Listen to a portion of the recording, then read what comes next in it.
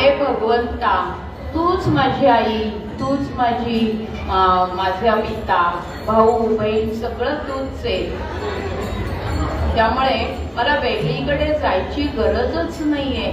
आणि जर तू माझी आई असशील तर आईला जसं आपल्या लेकराला काय आणि किती हवं हे कळतं, तसं तुलाही कळत असेल ना रे. मग तेच दे ना मला, तेवढंच दे. म्हणून मी तुझ्याकडे रोज रोज हेच मागणं करतोय, नुसतं मागत नाहीये. म्हणजे दे आणि असं नाहीये, कापूर डोळ्यात पाणी आणून मागितलं पाहिजे भगवंताकडे. भगवंताकडे मागताना आमच्या डोळ्यामध्ये पाणी आलं पाहिजे. अहो ढिम्म येत नाही आमच्या डोळ्यात पाणी येतं का? हात जोडा आणि भगवंताला म्हणा की रामा मला अमुक अमुक एक गोष्ट दे. आम्ही असं मुळात मागतच नाही. आम्ही रामा तुला आज नारळ फोडलाय, आज मला हे दे. मागतानाच असं दमदाटीच करतो त्याला. करतो की ते चुकून तरी आमच्या डोळ्यात करुणा असते का रे?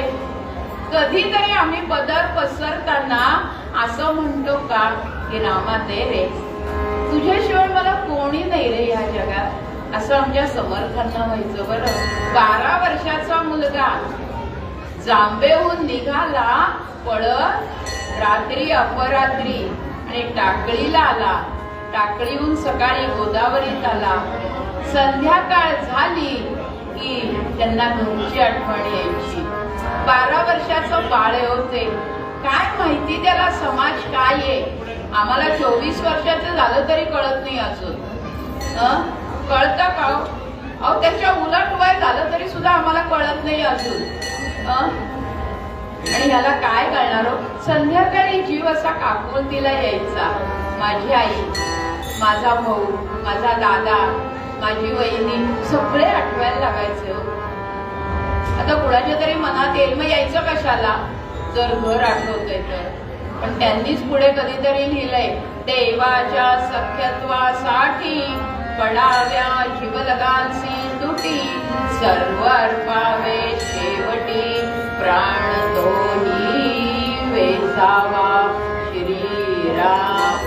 आणि हे त्यांनी लिहिलं, त्यांना ते आठवायचं आणि डोळ्यासमोर ते सगळं चित्र यायचं. डोळ्यासमोर आणा मंडळी की एक 12 वर्षाचा मुलगा आपल्या घरची आठवण करतोय. ती निस्सार झाली, एक आतरवळे आणि त्याला आठवतोय.